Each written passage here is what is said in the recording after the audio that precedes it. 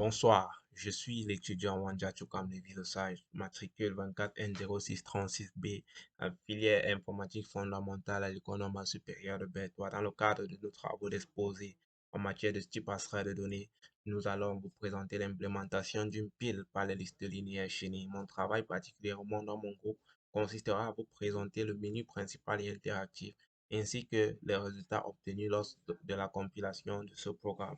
Donc, pour commencer, nous allons commencer par créer le menu, la fonction inMain, une fonction entière inMain. Et à l'intérieur, nous allons déclarer un pointeur pile dans laquelle sera contenue la fonction initPile qui a été déclarée au préalable plus haut.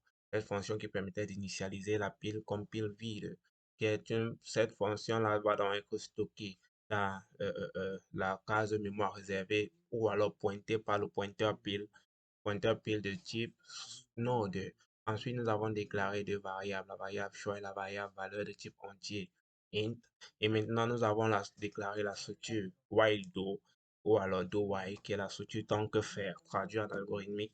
Donc, ici, ce sont les différents messages qui seront affichés à l'écran par le terminal, par notre compilateur. Et ici, on va s'intéresser particulièrement à cette ligne-ci. Donc, on a déclaré la variable choix de type entier. Et maintenant, lorsque le terminal va afficher cette ligne-ci, choix 2 points, il y aura un espace barre de 8 là, où l'utilisateur devra entrer son choix. Son choix étant un entier compris entre 0 et 4. Ici, 1 pour empiler, 2 pour dépiler, 3 pour rechercher un élément, 4 pour afficher le contenu de la pile, 0 pour quitter. Lorsqu'il va entrer une de ces valeurs, %D va permettre de récupérer cette valeur entière-là. Et le E commercial choix va permettre de stocker cette valeur en mémoire.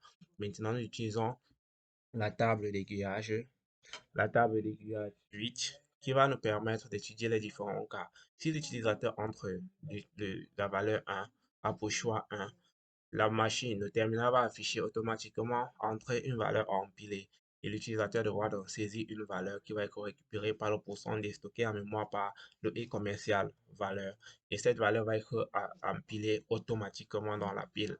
Maintenant, si l'utilisateur entre la valeur de cette, après la première opération, le menu principal va s'afficher automatiquement. Si l'utilisateur entre la valeur de, ça sera le compilateur va dépiler automatiquement l'élément et le message qui va s'afficher sera l'élément retiré est %10. Donc, %D va permettre de récupérer cette valeur-là en mémoire et afficher l'élément qui a été retiré. %3, c'est pour rechercher un élément. Si un élément est contenu dans la pile, le compilateur va simplement afficher le message valeur, si on entre par exemple la valeur 50 et qu'elle est contenue dans la pile, le compilateur va renvoyer valeur 50 trouvée. Si elle n'est pas contenue dans la pile, le compilateur va envoyer le message valeur 50 non trouvée. Si l'utilisateur entre la valeur 4, le compilateur va afficher la totalité de la pile stockée en mémoire. Mais non, dans le cas où l'utilisateur entre 0, la fiche fin du programme et c'est tout. Maintenant, on va essayer de compiler notre programme ensemble et on verra ce que ça donne. Donc, voilà notre programme qui est compilé. Je viens là, j'entre la valeur 1. J'entre la valeur 1, je clique sur Entrée. Entrer une valeur empilée.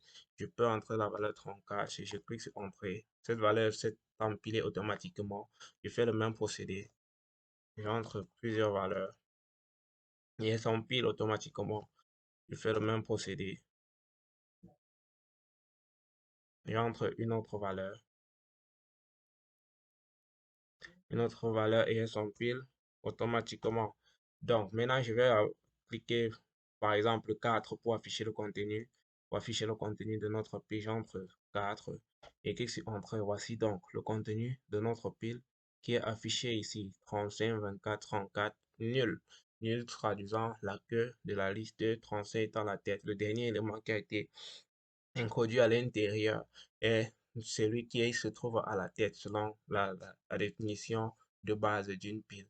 Donc, au fur et à mesure, lorsqu'il faudra dépiler, si je clique sur dépiler, donc pour dépiler, ça dépile automatiquement. Je clique 4 pour voir le nouveau contenu de la pile. Et notre pile commence par 24. Donc, l'élément 35 a été retiré de la pile. Donc, on a 24, 34 et nul. Si je clique par exemple 3 sur rechercher pour rechercher un élément, et je recherche par exemple l'élément 60. On dit ancrer la valeur recherchée 60, valeur 60 non trouvée. Or, si je clique par exemple la valeur 24, donc je cherche d'abord 3 pour rechercher. Ensuite, je clique par exemple la valeur 24 et on nous mettra comme message valeur 24, 24 trouvée. Le premier élément qui a été introduit à l'intérieur de notre pile sera le dernier élément à être retiré de celle-ci. Tel est le principe de base des piles, le principe LIFO, last in, first out, ou alors FILO, first in, last out. Telle était la présentation de l'implémentation dynamique de notre pile par liste linéaire chaînée. Lorsque j'ai cliqué sur 0, ça a affiché fin du programme. On voit donc que toutes les instructions qui ont été données sont dûment respectées par notre compilateur. Merci.